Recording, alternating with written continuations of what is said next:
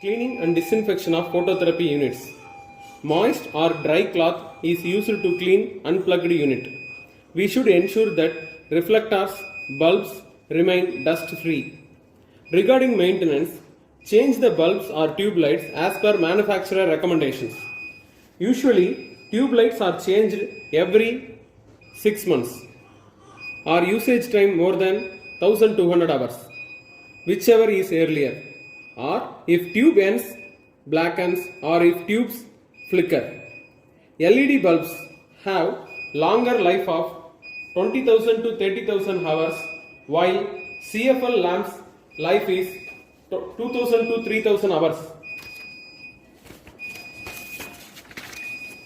Maintain the register to document hours of usage of phototherapy unit, or time recorder on equipment can be used and is checked periodically. We use surface disinfectant like Basilol to disinfect or clean this instruments, equipments like phototherapy devices and infusion pump daily in our unit. And as per your unit policy, you can use Basilocid or Basinil or Basilol, any surface disinfectant to clean these appliances. Coming to the flux meter, which is used to check the irradiance of your phototherapy device periodically. So after using the flux meter, we can clean it with a damp or moist cloth. Surface disinfectant like Basilol can also be used to clean this. And calibration of this flux meter on and off is very difficult for us to do. And the calibration is usually done by the manufacturer. And the battery cells which is present in the flux meter should be changed periodically. Coming to the transcutaneous bilirubinometer, which is used for the non-invasive measurement of bilirubin in a neonate. So after using for each baby, the tip is cleaned with alcohol swab before using it for another baby. And for cleaning the instrument as such, a surface disinfectant can be used. And planned preventive maintenance, like any other equipment, for this transcutaneous bilirubinometer, it should be undertaken at least once in every 6 months. The most important area in NICU, like housekeeping, is waste disposal. And waste should be separated at the source itself. Color-coded plastic bags or bins are used for each type of waste. And by infectious waste, we mean those waste which contains pathogens. And pathologic waste include tissues, organs, body parts. Sharps are needles, scalpel, blades, broken glass ampules. And pharmaceutical waste comprises of expired medicines, vaccines. Genotoxic waste consists of cytotoxic waste, vomiters, urine, feces. And chemicals can be solid, liquid, or gaseous. And heavy metals include batteries and broken thermometers. So color coding for segregation is done, and there are different color bins or covers used. General waste is discarded into green bin. Plastics are discarded into recyclable plastics are discarded into red bins. Infected waste is discarded into yellow bin. And glass vase are discarded into blue bin. Sharps are discarded into puncture-proof container with a white lid. So there is a latest national guidelines for infection prevention and control in healthcare facilities released by Ministry of Health and Family Welfare in 2020. So here there are the wastes are categorized into different types, and the yellow bin receives human anatomical waste, animal anatomical waste, expired discarded medicines, and chemical liquid waste, discarded contaminated beddings, all those things. Red for contaminated plastic waste, and blue for glass sharps, and white lid bin is for metallic sharps. So elaborately, there were some doubts regarding like which waste should go to red bin and yellow bin. So in this guidelines, they have given it in a detailed manner. Every single thing which has to be put in the yellow bin.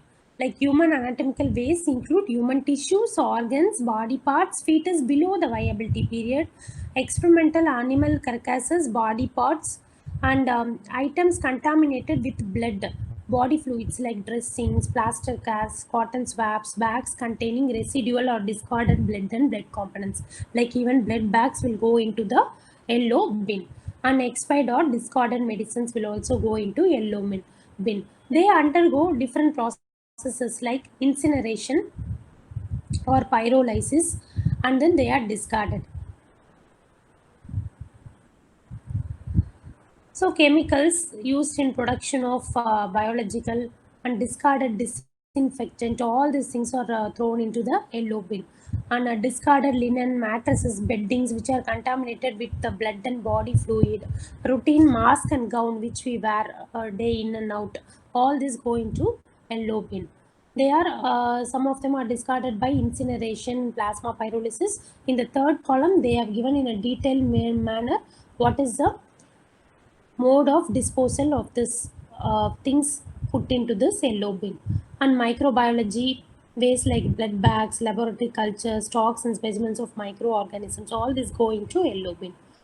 And inside the red bin, we put recyclable plastic waste such as tubing, your feeding tube, endotracheal tube, IV tubes, catheter, Euro bags, syringes without needles. And you should not put fixed needle syringes into red bin. And a vacuum cleaner with their needles cut. Gloves will go into red bin.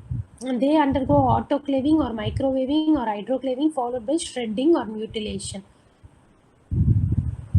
The blue bin, sharp items go into blue bin. That is like a glass vase, glass shops like broken or discarded contaminated glass, including medicine vials, ampules.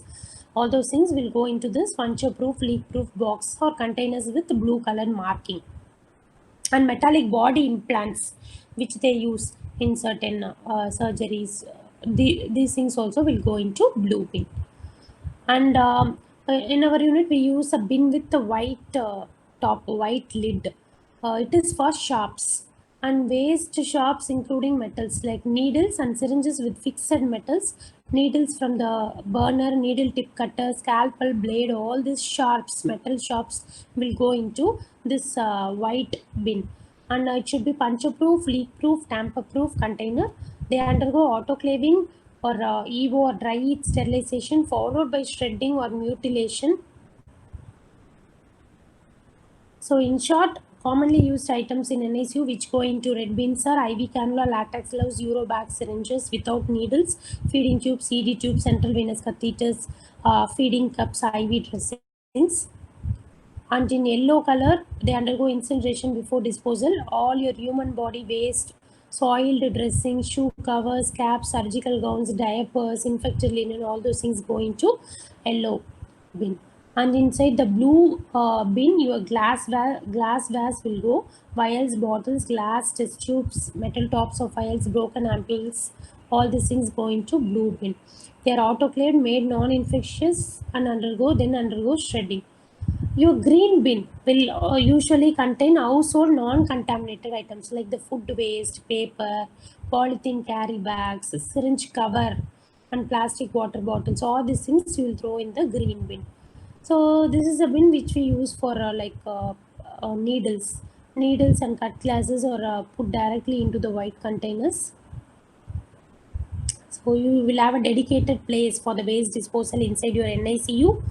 And coming to clean utility room and dirty utility room. Clean utility room, it is a separate space or separate room allotted for keeping the clean supplies. It is used for the storage of all clean and sterile supplies. It may be used for the storage of clean linen and when clean materials are assembled within the ICU prior to the use. And shelving and cabinets for storage, it is kept high enough so that below the shelves you have easy access to the floor for cleaning. There must be adequate temperature control in the clean utility room. The room should not be used for any food preparation and it should contain a work counter, hand washing station, storage facility for clean supplies. There should be separate space and room for dirty utility as well. It should contain a sink, flushing rim, drainer, and provision for disposal of all your liquid waste with hot and cold mixing faucets. And flusher disinfectors also is installed in this room. It is used to clean and disinfect your suction bottles.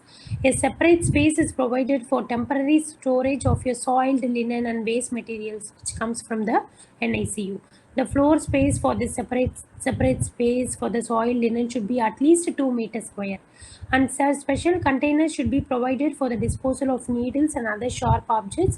There should be adequate space to wash down your trolleys and containers which add your dirty linen and dirty instruments.